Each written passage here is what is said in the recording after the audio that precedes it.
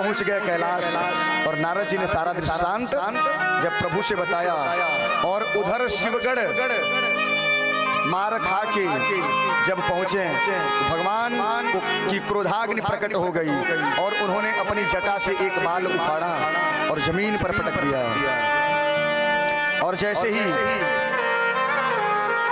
एक बाल उठाकर जमीन पर फेंका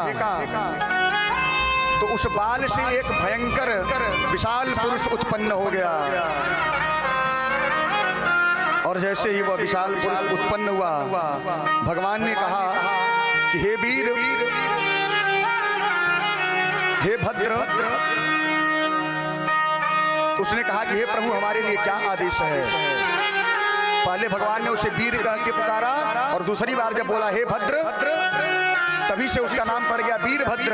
बोले वीरभद्र भगवान की भो वीर, भो वीर ते भद्रम, वीरभद्रम। और वीरभद्र को जब भगवान ने आदेश दिया कि हे वीरभद्र, और जाओ उस दक्ष का यज्ञ विध्वंस कर दो, दक्ष के सहित पूरे यज्ञ का विध्वंस कर दो। और भगवान की आज्ञा पाकर वीरभद्र भगवान चल पड़े, सभी शिवगणों को लेकर, भूत प्रेत पिशाच डाकिनी शाकिनी याकिनी सबको लेकर वीरभद्र भगवान कहाँ चल पड़े?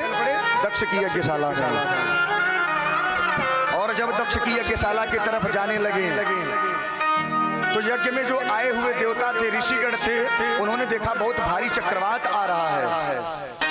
उन्होंने सोचा यह चक्रवात का समय तो है नहीं, और इस समय कौन सा चक्रवात आ रहा है महाराज?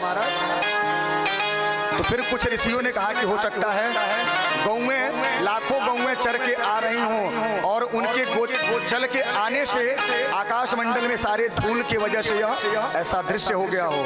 किसी ने कहा महाराज यह गौओं के लौट के आने का भी समय नहीं है। और जब तक यही सब बातें अभी चल रही थी तब तक तो शिवगढ़ चारों तरफ से पूरे यज्ञशाला को क्या किए? घेर लिए और हर हर महादेव के नारे लगाने लगे। हर हर महादेव। शिवगढ़ क्या करते हैं? हर हर महादेव के नारे लगाते हैं। और जब हर हर महादेव के नारे लगने लगे महाराज किसी को भी समझने में देर नहीं लगी कि यह सब शिवगढ़ आ गए। और जब इस प्रकार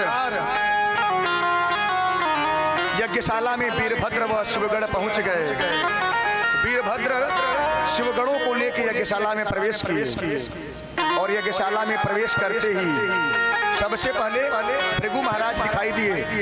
तो शिवगणों ने कहा कि हे प्रभु, यह भृगु महाराज हैं और इन्होंने जब हम लोग मार खा रहे थे ना